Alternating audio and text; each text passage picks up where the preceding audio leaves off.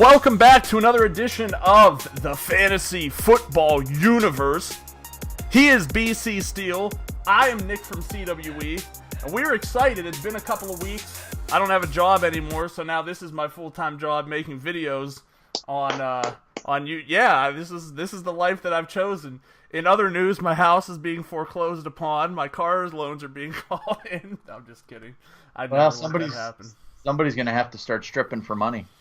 Well, she's busy, so I guess it's going to have to be me. Maybe I'll start I'll start one of those sites, like you could, I hear that they're out there because I've seen them in TV shows where you could pay to watch women clean houses and weird stuff like that. Maybe I could do the Nick from CWE version. I hear that they're out there.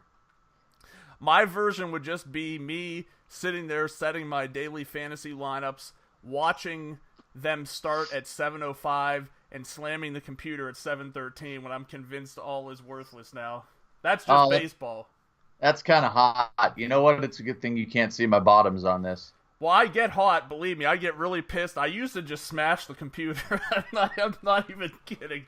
I'd be at the store 2 or 3 times a week sometimes buying a laptop because I'd get pissed and throw it on the ground. But anyway, we're here to talk fantasy football. We're kind of crossing over from that point where the 6 weeks of summer vacation for these guys is done. We're heading into training camps. Thank goodness so far there have been no casualties at training camp. It seems like there's been about one a year over the last couple of years. I believe Kelvin Benjamin in 20... Well, Kelvin and Jordy might have been the same year, actually. I think they were the same year. I think so. It's not within 1 year of one another. Right. Basically, the big story really this offseason has just been Ezekiel Elliott might not be the smartest person when it comes to keeping himself out of trouble. I've heard this talk a lot. At what point do you move away from taking Ezekiel Elliott where he's going? Now, for me, I just had this conversation with a league mate of ours. For me, if I'm in a redraft, second round. If I get him second round, I'm fine, but I'm not taking him as a first rounder. Because if I'm taking a first rounder, I want him to hopefully, especially first overall, second overall, third overall, I want him to have consistent production and play at least my regular season to get me into the playoffs. Right. So I think let me advance that question. Don't you kind of draft your running backs assuming that they're going to miss games? I mean, they're running backs. How many guys actually play 16 games? And in our case, you only need them to play 15, but I guess what I'm saying is I really think there might be... I will have to check, and I'm going to try to do it all simultaneously, but I think I have, in standard leagues, about a 50-point difference between Zeke and LaShawn McCoy. So, for me, that means you've basically got 2.5 weeks of difference in production between the two. If he's only suspended for 1 or 2 games, I don't really think that pushes him down that far. I mean, we saw that with Le'Veon Bell last year, where there was quite a bit of an overreaction to him missing time, and if you would have drafted him with your second overall pick even, you weren't mad. For what it's worth, 30 points difference I have in my personal rankings between he and Devonta Freeman, who I actually have ranked 4th. Well, for me, I'll take him into first, but if I take him, I'm definitely going to want to grab Darren McFadden, because when a guy makes one mistake, okay, he learned from it, et cetera, but he's making mistake after mistake after mistake, and we've talked about this before. I'm honestly a little sick and tired of hearing these idiots just get in trouble. You've got all this money. You know that you're either going to be a target or you know that you are a shit person. Pardon the language, but you are a shit person.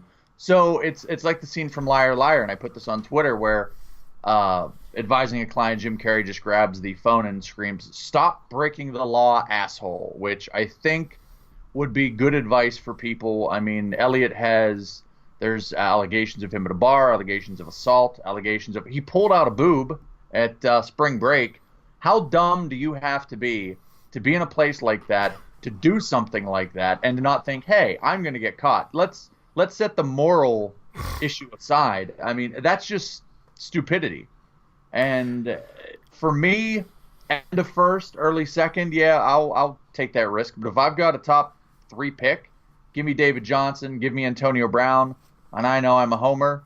Give me Le'Veon Bell, just based on what he does. Give me Le'Veon Bell, David Johnson, and Antonio Brown over all Ezekiel. Interesting and completely off the subject, but I know, we mentioned that. I just mentioned kind of like what my running back numbers looked like this year. I actually have David Johnson scoring almost 50 fantasy points more than Le'Veon Bell, who I have scoring about 20 more points than Ezekiel Elliott. I'm just not as convinced that it's a big question mark between Johnson and Bell 1 and 2. I know it's tough for you to have this discussion because inevitably you're a homer, like you said. You're going to defend Le'Veon Bell. But if I have pick number 1, like in no draft that I've done so far, have I been like, well, let me take Le'Veon Bell. It's been, nope, it's David Johnson. I agree with that. David Johnson to me is the number 1 overall. I'm saying Antonio Brown, Le'Veon Bell over an Ezekiel Elliott. Unless this whole I get it. I'm just saying he's going to be. There's no way he doesn't get something. If he gets suspended 1 game, I'm drafting him.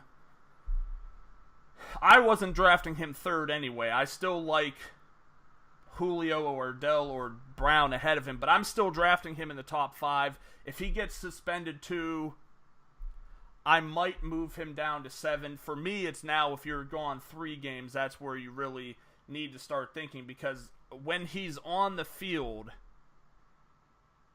you're going to be able to, like you said, you could pick up McFadden for 2 games. I just don't think you need to abandon ship. I'm over here hoping that that's what happens, that he gets suspended something like 2 games. I'll have no problem sitting in drafts taking Zeke if he falls to the bottom of the first, because quite frankly and honestly, that's typically where my luck dictates I actually go in drafts. I did 1 paid draft this year so far on Yahoo, and I got the first spot. So I've officially exhausted all of my luck so far. So you have peaked. That's good to know. Yeah. All right, let's talk some Dynasty here. I'm a big college football guy. I'm a big draft guy. Really was excited coming into, what we knew the draft, our Dynasty draft was going to be. And I don't know, 2 weeks before the draft, I started looking, and I was like, man, I feel really good that I traded my first round pick away last year for what ended up becoming Dak Prescott and Michael Thomas, especially when you start looking at it from that perspective. But is it just me, or is it really underwhelming? None of these guys, I just have a hard time believing, looking at the first 2 rounds of the draft, that we're going to see guys who are going to have solid to spectacular year 1 contributions. Well, I think it's going to be a slow burn. I don't think this is going to be a case where you have that Dak Prescott, that Ezekiel Elliott, where you have a handful of wide receivers that are putting up respectable numbers. I think it's going to be a slow burn. You look at some of the running backs, and we'll get into it, but McCaffrey has Stewart to contend with. Mixon has, allegedly, Jeremy Hill to contend with. Dalvin Cook has Latavius Murray, so they're going to split. I think Fournette's the only guy that's going to be the workhorse, at least first and second down. I don't know about third down at this point, but the workhorse going forward. There's questions on, I think, every wide receiver, either from an injury standpoint or a fit standpoint, especially now with the news about Mike Williams. Ian Rappaport reported not believed to need season-ending back surgery, which makes me think he's probably going to need season-ending back surgery. So take that for what it is. But yeah, I agree with you. We can get into it, but the only pick that really jumped out in terms of value was, and we've talked about this, was Taywan Taylor, who went in the fifth round of our draft. Other than that, I think everybody kind of either went in the slot they should, or maybe they went high, but nobody that really jumps out as, oh wow, that's the player that you can set on your roster. Now, obviously, everything is subject to change. Guys can get into training camp, they can evolve, et cetera, blah blah blah. We see it every year, and there will be somebody drafted late that ends up, everybody rushes to waiver wire, free agent pools to pick them up. But at least on paper, not very exciting. Yeah, so we said we were going to talk about like the first 2 rounds of our draft, and I think that's a fair approach to take. I'll just kind of go through what I did, because you and I both only had 1 pick in the first 2 rounds. You ultimately had the first pick, which we'll discuss in a second. My whole strategy with my first 3 picks was I took guys just that were in good situations that weren't even long-term prospective ads, looking at guys like Robert Woods, Ted Ginn, Darren McFadden. Like, it just, for me, I'm more concerned about trying to win again this year. I didn't last year. It was a really, really bad run down the stretch for me where I just nothing came together for me. But looking at my team, Malcolm Mitchell, Randall Cobb, Cameron Meredith, Jarvis Landry, Julio Jones, Michael Thomas, Ted Ginn, Allen Robinson, Trent Taylor at wide receiver. Then we have McFadden, who's, I get, is probably just going to have a few weeks worth of use, and you're not in a Dynasty league, nor in a regular league should you be drafting a handcuff anyway.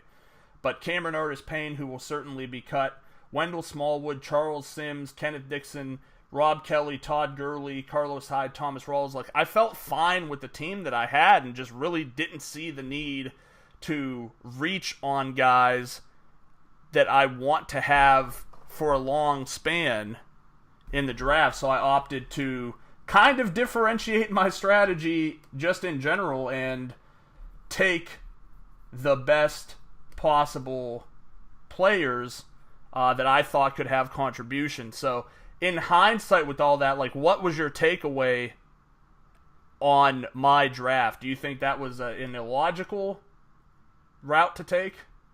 I think for your team, and I kind of feel like this with my team too, kind of a kid in the candy store where it's all bonus, essentially.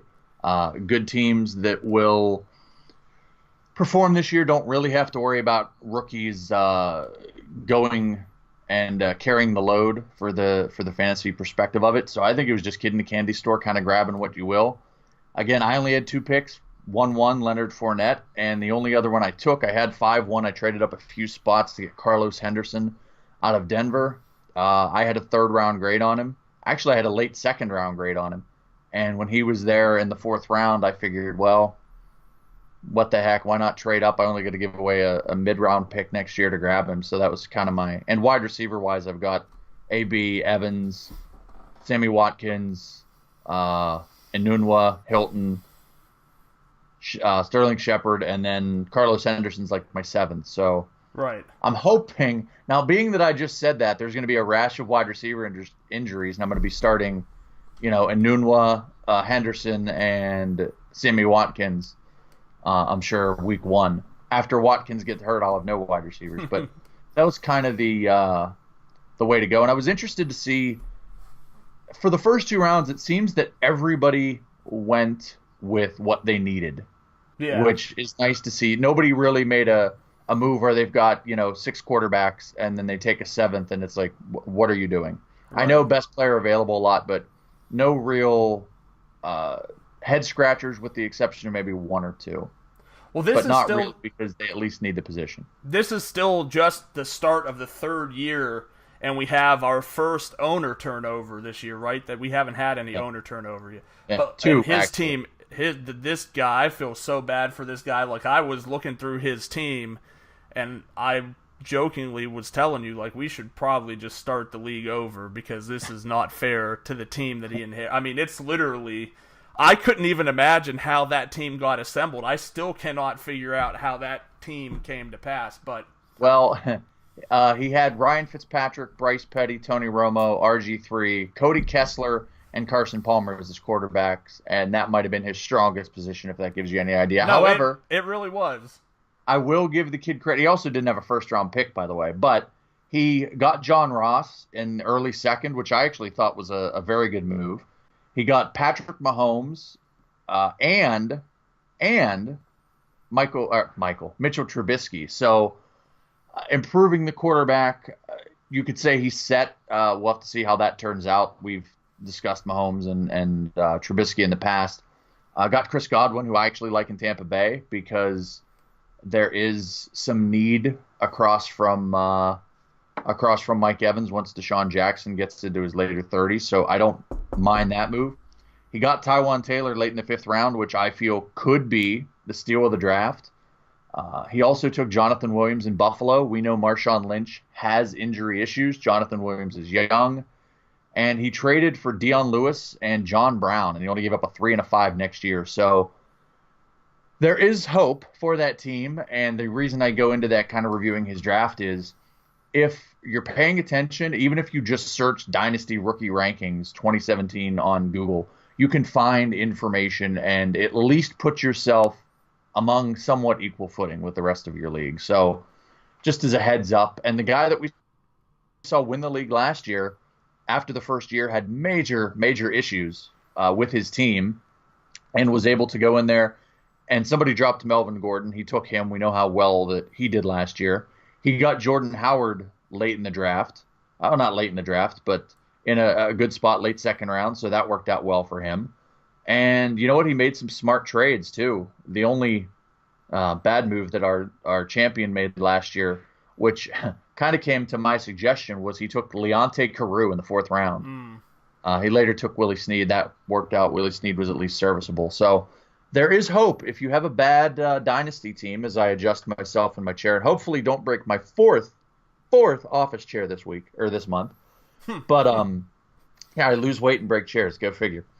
But there is hope for you dynasty hopefuls out there. If your team's not doing well, you just got to kind of be smart and pay attention. So, well, we know what the first overall pick was. That was the Sex Cows Football Emporium. I won't say all the team names, but that's my team, and I love them. So, taking Leonard Fournette, I think that was a foregone conclusion. I don't think much needs discussed there. What say you, Mr. Nick from CWE? Well, I mean, first 6 picks, we had a run on running back with Fournette, McCaffrey, Mixon, Cook, Lynch, Kamara. I really around the end of the season, I don't remember when you and I talked about it, but at some point, I do think that there was a discussion to be made about Fournette or Cook. Agreed. At the top. But as things went on and you saw Latavius Murray get signed, and look, I mean, Latavius Murray is going to be the running back of the Minnesota Vikings week 1. Like, I don't foresee a situation where it's Dalvin Cook from go, unless there's an injury or unless something, I don't know, is Murray dealing with an injury? I kind of can't remember. There may have been shoulder or something, because I know DeAndre Washington and Richard both had some success last year in Oakland, and they did get carries. So I don't know if it was injury or just Oakland not liking Latavius Murray. So one of the two. I do think he'll get more action in Minnesota. So the report right now is he's going to resume running. That was about a month ago. The last report from him, which is a horrible sign, being that it was the 29th. So that's, almost a month ago since anything relevant about Latavius Murray came out, is that he'll have the short yardage role. I don't know. I could be wrong. Logic might say, why would you draft someone where you drafted Cook if you weren't going to start him? My response would be because he's never played in the NFL before. There's no real need to push him out there and, tell him hurry up and become Adrian Peterson. You spent money on Murray. Why you would do that if you had your sights set on Cook? I just don't have any idea. But I would say that out of all of the people here, I do think that Cook, well, outside of the next guy I'll talk about, I think Cook has probably the third highest ceiling for the year outside of the top 6. Fournette's a no-brainer. I mean, he's going to have all the opportunity. Yes, he might lose some to TJ Yeldon in terms of that third down role, but Fournette has been an underrated pass catcher. He's a big play machine. McCaffrey, I have a lot of concerns about. Like we talked about, Jonathan Stewart, who I think is a great late-round flyer because people have written him off, so he's just not being drafted. McCaffrey is a big play guy, but he's small. And I'm not trying to hold that against him, okay, but when you're moving up a level from college football to the NFL, these guys are bigger. They've gotten bigger and stronger since you last saw them in college. And a lot of the smaller ones have already been weeded out at the position that you're going to be going up against. Joe Mixon, I have him literally as let me grab it since I have it open. Joe Mixon is my running back 23 this year, and I believe I'm being favorable to him. Jeremy Hill is my running back 20. He's the one guy that I'm grabbing late in all drafts.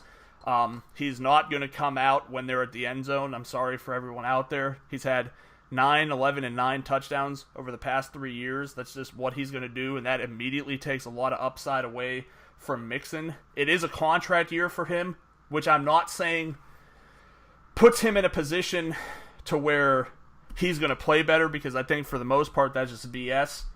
But it's just saying that perhaps next year Joe Mixon could be in a better position. Now, here's my thing with Mixon. Mixon played in Oklahoma. That's Big 12 territory. That's no defense. No defenses is being played there. I mean, you routinely see games in the Big 12 go 52-48. So I just really have a lot of skepticism about what Mixon's going to bring to the table. I think the skill set is there, but I would have liked to see it against tougher competition than what he went up against. Alvin Kamara, I don't even know where to start with him. I mean, he has such little value this year. And I get why he goes in where he went, but I think Ingram's an underrated running back. Sean Payton just hates him. This isn't a PPR league, so that takes a lot of the rub off of getting a guy who's being talked up as being this is the guy who's going to catch the ball out of the backfield. So really it comes down to Marshawn Lynch being the second most attractive, and quite frankly, if I would have been sitting at number 2, there's a good chance I might have taken Lynch at 2.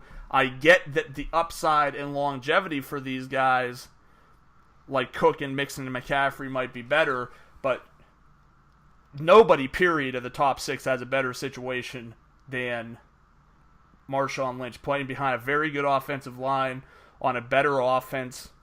That game script is going to positively favor them. That's a big thing that people fail to take into consideration a lot of times, and that could really burst a lot of bubbles. But Lynch is probably going to be playing for a team that could be up quite a bit. And when you're up quite a bit, you're running the football. So I know I kind of expanded a lot more than I'm sure you expected me to, but with them being all running backs, I kind of wanted to knock it out right away. No, not a problem. I think we differ a little bit on Lynch, but I'll say this year, of all the running backs that went in our draft, he could be the runaway with the point total of the ones drafted in our league. I mean, he's going to be, but the reality is this could be. I mean, that would have fell into my draft strategy where, look, I'm just trying to rent a guy. I'm not looking at this guy long term. If I felt my team was strong enough, I'd have taken him as early as I could have. But to your point, long term, I don't think he's the guy. I agree. I'll 7 through 10, or excuse me, 7 through 12 rather. A couple things I'll hit on. It went Corey Davis 7, OJ Howard 8. We don't have a set tight end spot. Remember that. It's also half point PPR, so keep that in mind as we go forward. Samaje Perine, I probably butchered the pronunciation. Kareem Hunt, Samaje. See, I tried to go for the I guess phonetic smiling. Samaje Perine. Kareem Hunt 10, Deshaun Watson 11, and 12, which we actually had a trade for this pick, so I'll read that off as well. Mike Williams went 12th. With the news now about his injury, that may not prove great this year, but the trade was Jordan Matthews, Stephon Diggs, a 2018 first round pick, and 2-7 for 112, which was Mike Williams, and a 2018 third. So of that, I'll point to the one thing here. OJ Howard, I will let you address. Corey Davis, I actually had as the second best player on the board. So for me, I thought that was a little bit of a slip. First wide receiver off the board. And Deshaun Watson could prove a steal, but could also prove a WTF. Not in terms of the pick, but in terms of how he develops. When you think about the offense, the possibility of him there. So, thoughts on 7 through 12? Well, I hate every one of these picks, but they weren't yours. I get it. No, but I've hated every pick since pick 1. I mean, like I said, this is just a year where I really don't know. Like, there are a lot of uncertain situations or things that would impact the people being taken. Like Corey Davis, he's got Rashard Matthews, and I love Corey Davis. Like you can go back to the old episodes, like in 2016, before we were talking about what the 2017 draft class looked like, and I mean, I've loved Corey Davis for a long time. But now he's Decker, Rashard Matthews, DeMarco Murray, Delaney Walker, Derrick Henry, Tajay Sharp. All of a sudden, there feels like there's just a few too many mouths to feed in Tennessee. So, Decker's probably not on a long-term contract. I can't recall. I don't have it in front of me. Year. But what does Eric Decker do?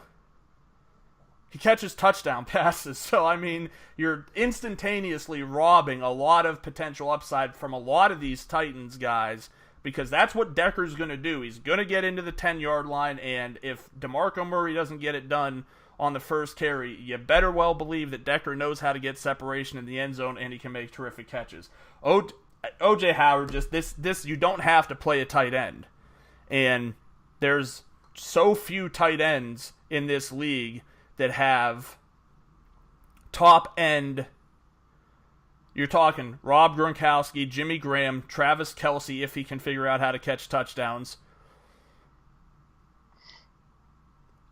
Greg Olsen. Like, there's just not a lot of guys that are going to put up wide receiver type numbers.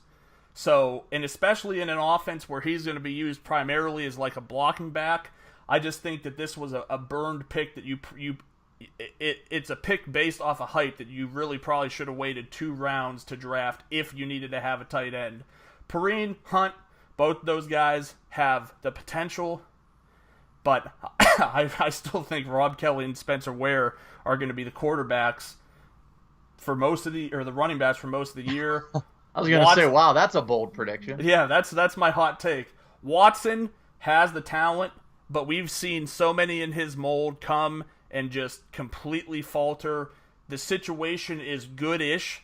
I mean, he's got some very high-end talent at receiver. Lamar Miller in the backfield. Again, I would have to see his roster construction, but I just feel like there'd be better options there. And Mike Williams, it kind of goes in with the whole Corey Davis thing. If Mike Williams had been drafted to the Cleveland Browns, or Corey Davis had, we'd be sitting here saying, all right, there's definitely opportunity there. San Francisco, you would have said, all right, there's just really not anybody else there. This is a great situation for him. But, again, you've got Keenan Allen, the completely underrated Tyrell Williams, who's free, as of right now, is absolutely free, and could easily put up low-end wide receiver 2 numbers. He's not even being drafted. Mike Williams, Hunter Henry, Antonio Gates, Dontrell Inman. Again, we're just dealing with a situation where there's way too many cooks in the kitchen there. I just don't see how the production, even next year for him, is going to be. Gates might be gone, but you still have a lot of those names there. Understandable there. See, that kind of falls into what you were saying, too, that the draft, not really desirable. Our draft just ended, by the way. The last pick, well, next to last pick, because I have to manually put in the last one because I screwed up on the roster limits, but just went through. So, late breaking news for everybody that's concerned of our draft. Am I up? Is it my turn? No, actually, everybody else is has opted out. But it says make your selection. Well, that's because I can't skip the pick, so I have to actually manually throw a guy in. I pretty much have to manually end the draft at this point. So unless you really had a desire to draft a third kicker, or I want to draft Calvin Johnson. Well, good luck. Why? He's not on a team. Yeah, but he's not coming back. Don't spoil my hopes and dreams. I want to be that guy who's standing there at the end of the year like, I took Calvin Johnson last in my... Breaking news! Breaking news! Coming out of Dallas Cowboys camp. The Dallas Cowboys have just worked out Ronnie Hillman. And here's why that's funny.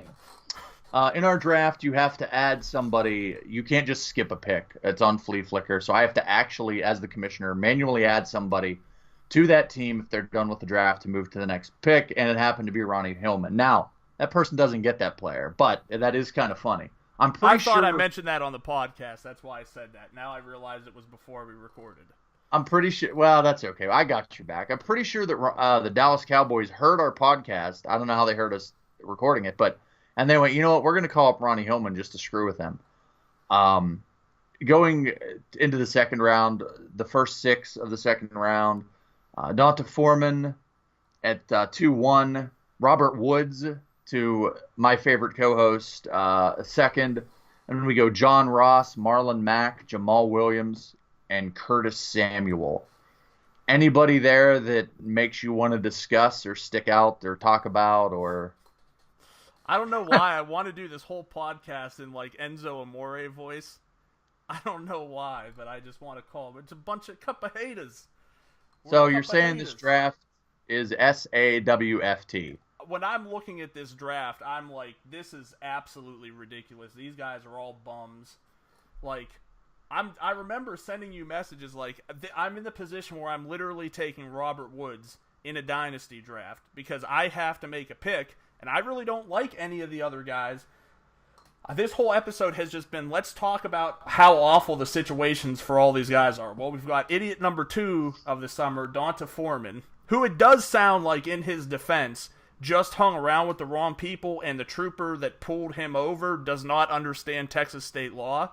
So that appears to be just a confusion. Robert Woods has upside in an offense that the production has to go somewhere, and we know that Tavon Austin isn't up for it. John Ross, I mean, he adds a component to the Bengals. Marlon Mack, he's like the 17th guy that the Colts have drafted to try to find the heir apparent to Frank Gore, who just continues to put out top 15 running back performances every year. Jamal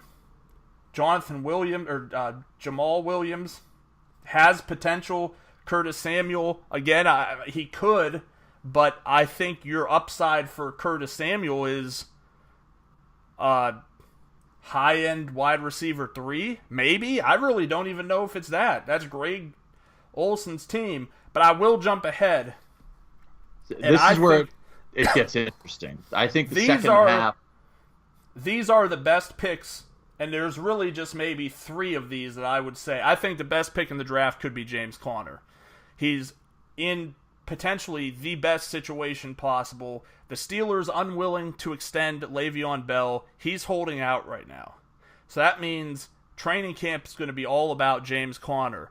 What if they like what they see? Like, there's a real serious potential that they could walk away from Le'Veon Bell. And my take on things is, if anyone's going to do it, it's going to be the Steelers. Now, you're a bigger Steelers fan than I am, because I'm not. But if you see a guy who's got a good skill set, why are you going to pay this guy over here all this money when you can get the cheap version of him and make sure you can improve elsewhere? So, James Conner, I mean, he's sneaky. The Steelers have no issue with saying, go get your money, we're going to move on without you. The only thing I'll say, James Conner is kind of a one-dimensional, he's going to run you over, and that's that. Le'Veon Bell, as we've seen, will literally sit there, make a sandwich. Well, not literally, I hate when people say that. He will make a sandwich, wait for a hole to open up, finish the sandwich, run through the hole, and then head down the field. So it's a little bit different running style, but the Steelers aren't clamoring for somebody to take the reins now. But like you said, with Le'Veon Bell not there, that gives James Conner I would imagine, the first team reps sooner rather than later. And also, from a fantasy perspective, at 2-7, if it's the James Conner show, you've got a top 10 running back. Right. Now, I love those 4 picks. It goes James Conner, and the next 3 are picked by the same person, and I'll go over the trades there. Zay Jones in Buffalo. We know Sammy Watkins will probably be hurt at some point, if he's not hurt already. Joe Williams, Carlos Hyde will be hurt at some point, if he's not hurt already.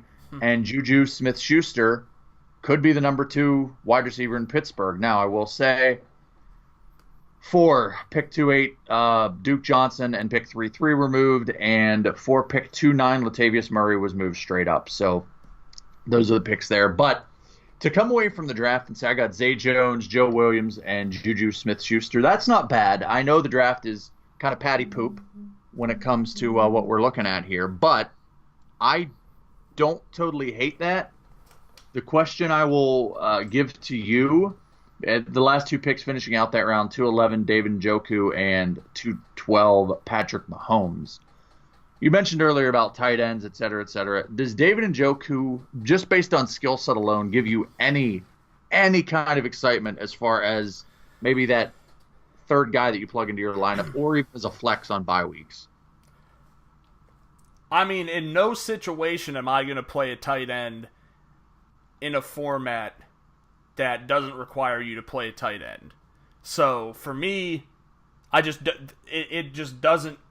The sense isn't there. Like he doesn't look like he has the potential of being a Gronk that could go out there and catch 6 passes for 114 yards and 2 touchdowns. And a lot of that has to do with the offense. I do really wonder how much he's going to be doing in terms of catching the ball. And you can never take anything anyone says seriously in the media, because if I've learned one thing, first of all, everybody's in for a huge year, especially everybody on the Dolphins. Like, if you're not drafting the Dolphins, this is going to be the first offense that has 3 separate 2,000-yard receivers. Jay Ajayi is going to run for 2,000 yards himself, and it's just not going to happen. But you don't hear people say, like, Phillip Rivers isn't going to come out and say, like, man, Keenan Allen looks horrible. This dude is just straight up bad. You don't hear negative stuff. So, I mean, Seth DeValve is a guy they drafted last year. He could see the tight end targets that maybe Barnage was looking at this year. Long term, I think you want to say that it has to be Njoku for the long term, but what can quantify long term for me? Does he have Gronk upside? It's an unfair, comparison to try to make. Could he be a tight end 1? Yeah, I mean, he could, but do you need a tight end 1 in a league that you don't play tight ends? Yeah, see, Njoku, and this opinion is from Nick's college knowledge. Hashtag college knowledge. Hashtag my home phone ringing. And hashtag you have a home phone, but I know why.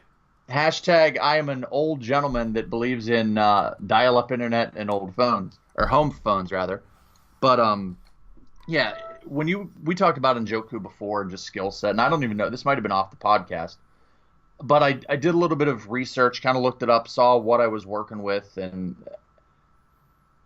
I don't totally hate. I've said before how I actually like the fit. I don't know if I hate that from a perspective of a fantasy, because what is a quarterback's best friend? A tight end. Hey, that rhymes. I don't know about that. I think everything is circumstantial in fantasy sports. Like, is Gronk Tom Brady's best friend? Because I would argue it's probably Julian Edelman. See, is Olsen Cam's best friend? Yes. Is Graham Wilson's best friend? No. Well, I mean, you could go down a rookie quarterback, which I think Deshaun Kaiser will start. I have no idea what's going to go on in Cleveland. And that could be true, but all I'm saying is, if he's a rookie this year and they want Njoku to block more, it's going to be DeValve. And in year 2, if they still have Kaiser in that position, he's not a rookie anymore, so how reliant is he on the tight end when it might be Njoku's time to kind of spread his wings? I think you've just killed my theory. You know what?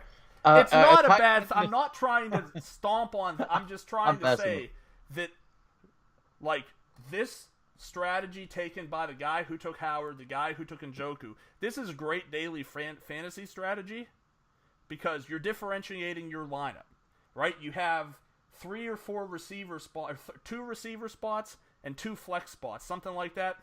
Yeah. So, well, it's 3 receiver / tight end, 1 flex. Okay.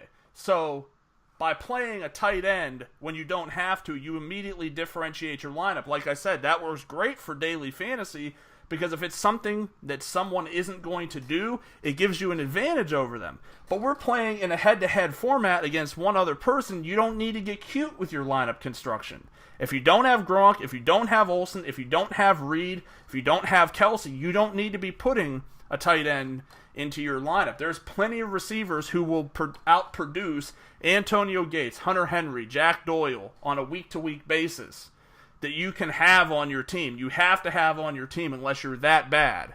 I get it if your team's that bad and you have to play that guy because you drafted poorly, didn't work the waiver wire properly, and it's just a situation where you can't really get yourself out of the rut. But to knowingly take a guy like that over Chris Godwin, Adarius Stewart, I'm trying to look for other names, even Ted Ginn that I ended up taking, it's not a long-term solution.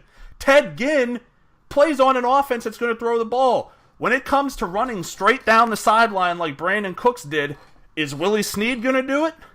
Is Michael Thomas going to do it? Neither one of those guys is going to do it. Is Drew Brees going to look for the guy running down the sideline? You damn well better believe he's going to look for the guy running down the sideline. So I'll take 2 years of potential production out of Ted Ginn than to risk going for a Howard or an Njoku. It's all about strategy. And on a related note, if anybody is interested in joining the Ted Ginn in New Orleans fan club, please contact Nick from CWE. No, you do make a good point. I think last year, or maybe it was the year before, you and I talked about Ted Ginn having value, not only in DFS, but in regular play. I think it's when he was with Carolina because you had Benjamin out, et cetera, et cetera. But Ted Ginn is a guy that early on in his career, I think he was known for a fumble in that game with the Giants, that playoff game years ago. That's how I remember him. And just being drafted in Miami and people booing the pick to now actually having value. So to close out on this, I will ask you 2 questions. I already addressed the one question I was going to ask as far as MVP of the draft, kind of explaining what they did in this draft. I said the guy that started with the worst roster, not gave away, but he got Dion Lewis, which I know New England running back, not that, but he also got John Brown, who could be poised for a big year and also could be the man in Arizona, depending on what happens to Fitz. And he only gave up a 3 and a 5. He fixed his quarterback issue, hopefully, with Trubisky and Mahomes. Every pick he made, he got good value. And the pick of the draft for me, Tywan Taylor going late. So I will ask you, who had, in your opinion, the best draft? And who made the pick that went, wow, for the value of that pick, that won the draft? Well, that's a lot of tough questions there. I think the guy who had the best draft is whoever quit earliest. Whoever threw in the towel. Okay, so that would be me. Yes. Yeah, you had 2 picks. Like, I mean, at some point I was just taking guys because I'm like, I don't know what to do here. Let me just keep picking players. Just trying to look through here. The guy who took Lynch also took Perriman, which I'm intrigued by. I understand Macklin's coming there, but I'm still not out on Brashard Perriman, but he also took Kobe Fleener, so I'm not exactly excited.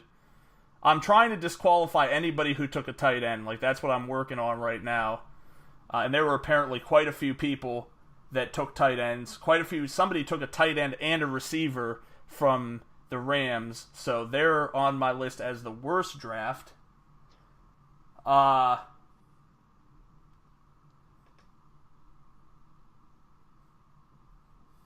can give you my honorable mention if you would like. Go ahead.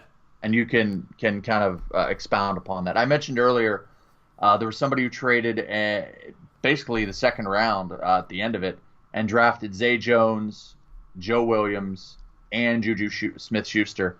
Also, early in the first round, he drafted Joe Mixon, which, to me, you look at those 4 guys. He also got Wayne Gallman later for the Giants, who I actually like Wayne Gallman. I know Paul Perkins is the 3-down back. They've said that, but like you said, everybody is great in the preseason. I think that could be 2 years worth of solid players just with those 5 picks. So that can be my honorable mention. Honorable mention to you.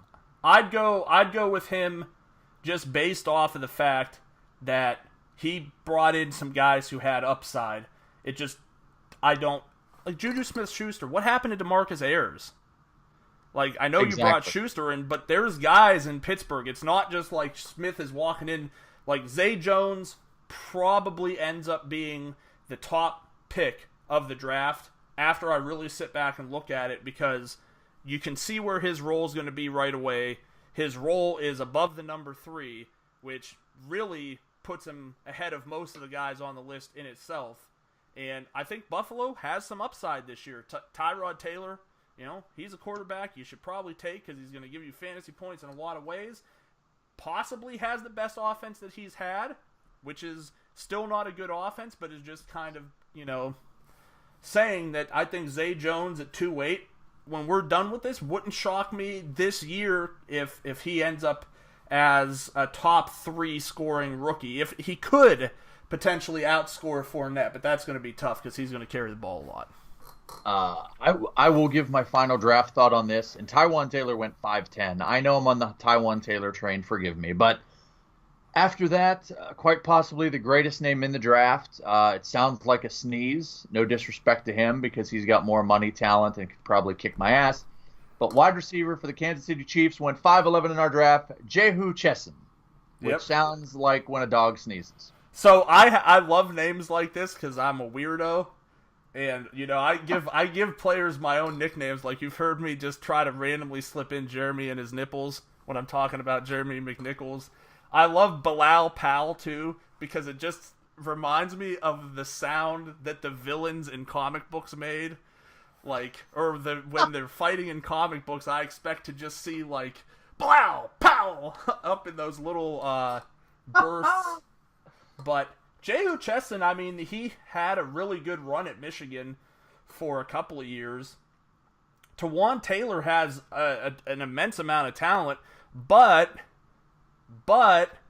he's going to a team with a ton of offensive weapons, and he is probably being ranked how he is based off of the fact that he played for Western Kentucky, which was the top offensive team in all of college football. Like, they were literally number 1 out of 128 college football teams at least 2 years, if not 3 years in a row. So your numbers get a little bit skewed. He retires as the school's top receiver. The talent's there, but you're playing in the Conference USA again. Not a lot of elite defenses going on there.